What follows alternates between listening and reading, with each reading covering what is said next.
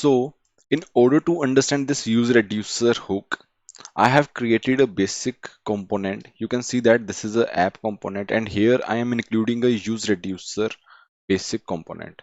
And let's see the specification or the definition of this component. You can see that I have created a basic use state hook, and there is a button called increment, decrement, label, and increment button, right? So if you look at the UI, you can see that there are two buttons. One is the plus button, which is updating this counter, and there is a minus button, which is decrementing this counter. You might be wondering that why I am showing you very basic example, and it is very commonly used everywhere. So guys, there is a reason behind it, because we want to start with the hello world kind of application, and then we will focus on improvising this application or using another example to actually show you the power of using the use reducer. Alright guys, now the idea is that I will first try to tell you that how we can actually convert this basic application of increment and decrement using the use reducer hook.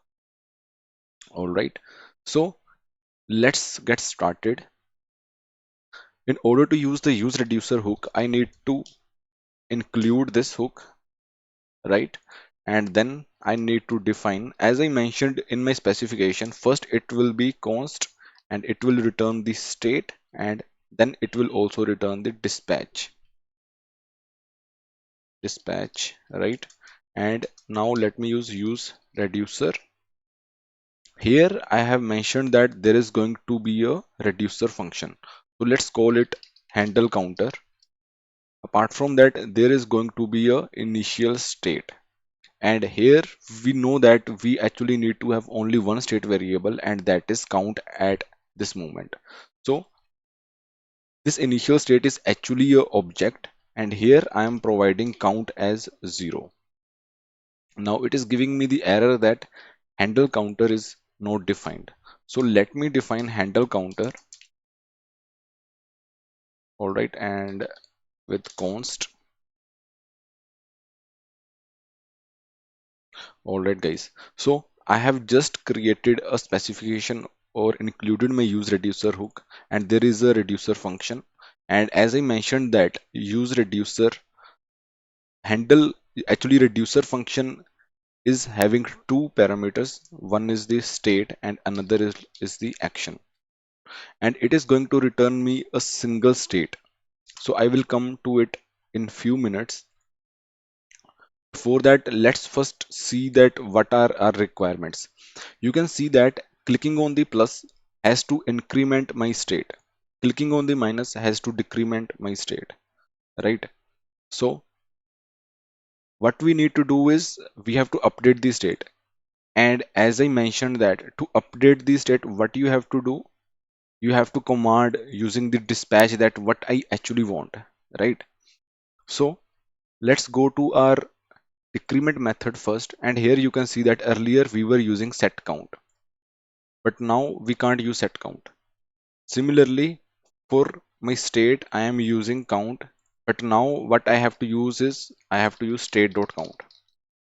Okay, so now I am using this state. Let me change it to 1, and you can see that it is updating the value to 1. All right, so let me change it to 0 again to actually replicate the same example. Now let's implement this alternative of set count. As I mentioned that we have to provide the command using dispatch method. I will actually call dispatch, and the convention is that we should specify that which kind of action it needs to take, and do we need to also provide the payload. According to me, in this scenario we don't need to provide any payload, so we are just going to pass our action, and I am going to tell that action is decrement. All right, so let's so now whenever I'm calling dispatch type decrement, we have to go to this, and here let me add a switch case handler to handle my different actions for the state, right? So I have created a switch case, and here the case is decrement. So on decrement, what we need to do is we need to return count with state.count minus 1. All right, guys. So here we are doing two things. You can see that I am first accessing the actual state, the current value of the state, right? And then I am decrementing this value. So this reducer method has access to state. So that is a very good way, because sometimes I have a requirement where I want to update my state based on the previous value of the state, right? So I can access the state value from here. So now it is giving the error that you should also define the default, throw new error. So it is just a basic formality I'm doing here. Obviously we need to handle our errors in a very proper manner. Okay guys, now decrement is done. Let's also add a functionality for increment. So let me type increment, and here what I will do is I will use dispatch instead of set count in my increment also, and let me comment it out, and instead of decrement let me type increment. Okay guys, let me also comment this out, this basic state. So guys, now you can see that I have tried to replicate the same example that we did with use state, but now with use reducer hook. Let's now try it out. This is the application. Now clicking on plus.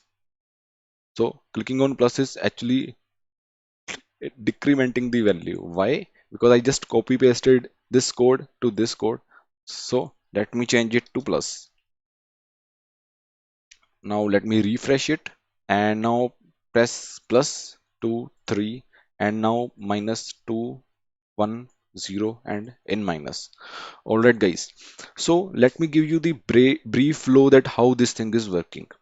So whenever I'm clicking on plus, what it is doing is it is calling the on click handler, which is actually calling the dispatcher. As I mentioned you that dispatcher is the main commander where we pass that what should be done in my reducer function. So from dispatcher I am saying that decrement. So in my reducer function there is a decrement handler where I am actually updating my state with minus value. I am accessing the current value of the state and I am decrementing this value, and then I am returning this state. All right, guys, one thing that you should keep in mind is that whenever we are using a reducer function, you should have immutability while handling your state. All right. Apart from that, as I mentioned that use reducer or reducer function accepts two parameters. Right now we have two parameters and it returns a single value. And right now it is returning me the state. Similar is for increment. On increment, it again called the dispatch method and it said increment. And then it is giving the command to my reducer method that okay, whenever there is an increment type from action.type, if there is an increment type, then you have to update the state counter by 1 and you have to return this value. So whenever there is a change in this state, what will happen is it will re-render this use reducer component, and based on that, whenever there is a update, it will update this state value with 1, 2 or 3. Similar is for decrement. Okay guys, I know that this is the bare minimum example and you may feel that we are overcomplicating the things, but my intent for showing you this bare minimum example is that you should get well versed with the basic syntaxes and you can relate of using use state and use reducer hook one by one. All right. Now in the next session, I'm going to tell you that we are going to go a bit deeper where I will make a complex state and then I will show you the problems that we face with the use state, and then I will tell you that how we can use reducer, which will be helpful in handling that complex state handling logic.